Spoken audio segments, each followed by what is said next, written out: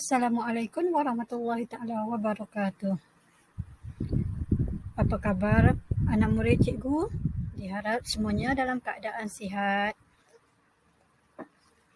Okey, semuanya sudah bersedia untuk belajar bahasa Melayu pada hari ini bersama dengan Cikgu Wan Asmanira.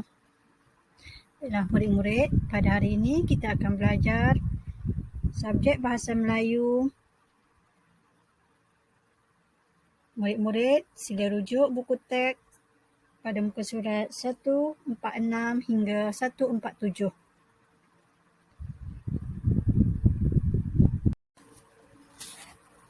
Baiklah murid-murid, hari ini kita akan belajar kemahiran menulis.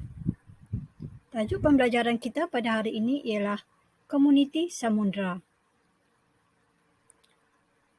Standard kandungan yang akan kita belajar pada hari ini ialah 3.3 menghasilkan penulisan. Manakala standard pembelajaran 3.3.2 mengedit dan memurnikan perenggan dari aspek ejaan, tanda baca, penggunaan imbuhan, penggunaan kata dan struktur ayat. Seterusnya, objektif pembelajaran kita pada hari ini ialah murid-murid akan dapat mengedit dan memurnikan perenggan dari aspek ejaan, tanda baca, penggunaan imbuhan, penggunaan kata dan struktur ayat. Manakala kriteria kejayaan yang akan dicapai oleh murid-murid ialah murid dapat mengenal pasti 8 daripada 10 kesalahan dalam perenggan. Seterusnya kita akan tengok dan kita akan baca teks dalam buku teks muka surat 146 dan 147. Baiklah murid-murid, jom kita membaca bersama. Dengar cikgu baca ya, sambil kamu melihat buku teks kamu. Komuniti Samudra. Afifi membaca buku cerita di perpustakaan mini rumahnya. Sahabatku, San Penyu, mengapakah wajah kamu tidak ceria seperti biasa? Jika kamu memerlukan pertolongan, beritahulah aku. Aku pasti akan menolong kamu, kata Sampari. Lihatlah kaki dan leher aku ini. Ada jaring yang tersangkut. Susah untuk aku berenang untuk mencari makan. Pelbagai usaha sudah aku lakukan. Namun begitu, semuanya tidak berhasil, kata Sang Penyu. Baiklah, biar aku cuba bantu kamu membuang jaring yang tersangkut itu. Kasihan pula aku terlihat kamu menanggung kesakitan, kata Sampari. Sampari pun berusaha untuk menanggalkan jaring yang disangkut pada kaki dan leher Sang Penyu. Walaupun Sampari menggunakan gigi dan ekornya yang tajam, jaring tersebut masih tersangkut pada Sang Penyu. Minta maaflah Sang Penyu, aku tidak mampu memotong jaring ini. Talinya berlalu kuat, kata Sampari. Aduhai, malang sungguh nasib aku kali ini, rintih Sang Penyu. Sampari kemudiannya menjemput Sang Penyu berjumpa dengan Sang Todak. Sampari mengatakan bahawa Sang Todak mempunyai ramuan yang cukup untuk membantu Sang Penyu itu. Setelah berjumpa dengan Sang Todak, Sang Penyu menanyakan masalah yang dihadapinya. Tanpa membuang masa, Sang Todak terus memangkas jaring yang terlekat pada kaki dan leher Sang Penyu. Setelah berjaya, Sang Penyu mengucapkan tahniah kepada Sang Todak. Semasa dalam perjalanan pulang, mereka melihat warga samudera di tepi pantai. Apabila menghampiri pantai, sedang mengadakan gotong royong, mereka melihat anggota masyarakat membersihkan kawasan tersebut. Di kawasan darat, aktiviti rakan alam sekitar, ras, gotong royong disertai oleh ahli. Di dalam air pula, menolak sampah ke kawasan pantai warga samudra bersama-sama agar dipungut senang oleh ahli ras. Kini, masyarakat di darat dan warga samudra bekerjasama untuk menjaga kebersihan alam sekitar. "Mengapakah kamu tersenyum sendirian, San Penyu?" tanya San Pari. "Saya bersyukur kerana anak-anak saya tidak lagi bersalah makan plastik. Mereka menonton plastik sama seperti makanan kami, iaitu ubur-ubur," soal San Penyu. Kawasan pantai telah bersih dan samudra. Kawasan pantai menjadi semakin menarik dan indah. Ramai pelanggan mula datang untuk berkelah dan beriadah di tepi pantai. Di samudra pula, tiada lagi pencemaran. Warga dapat berenang dengan bebasnya samudra. Warga samudra juga membiak dengan cepatnya.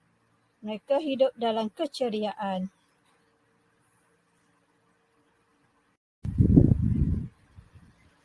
Baiklah murid-murid, seterusnya mari kita sama-sama mengenal pasti kesalahan-kesalahan yang terdapat dalam teks petikan tersebut.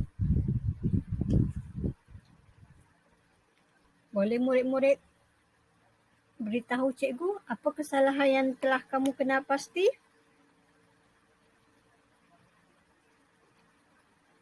Baiklah. Yang pertama, betul, pertolongan. Seterusnya, aku pasti. Kesalahan yang terdapat dalam teks itu ialah huruf A untuk aku. Kemudian huruf S, Sang Pari. P. Kemudian ejaan untuk perkataan jaring. Berenang.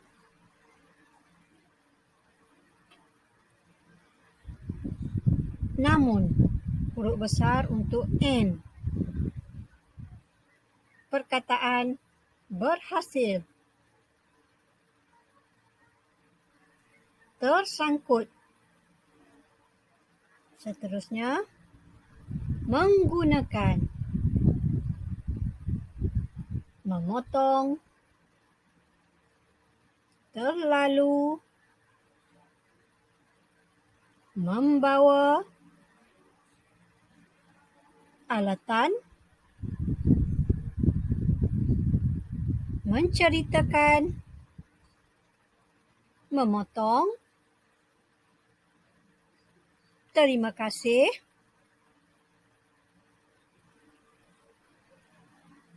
Apabila menghampiri pantai, mereka melihat anggota masyarakat sedang bergotong royong membersihkan kawasan tersebut. Di kawasan darat, aktiviti gotong royong disertai oleh anggota rakan alam sekitar. Kita ubah suai ayat yang lebih gramatis. Seterusnya kita tengok perenggan yang kedua terakhir. Tersalah. Ejaan untuk obor-obor. Kata San Penyu. Kawasan pantai dan samudra telah bersih. Huruf K untuk kawasan perlu digunakan huruf besar. Perkataan indah.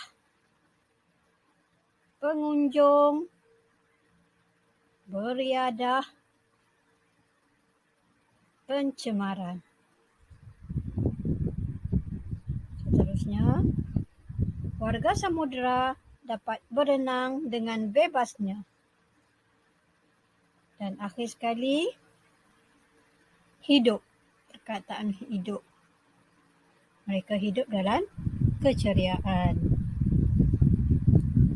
Baiklah murid-murid, cikgu berharap kamu dapat menggariskan perkataan-perkataan yang telah disebut oleh cikgu tadi untuk kamu memurnikan semula dalam perenggan.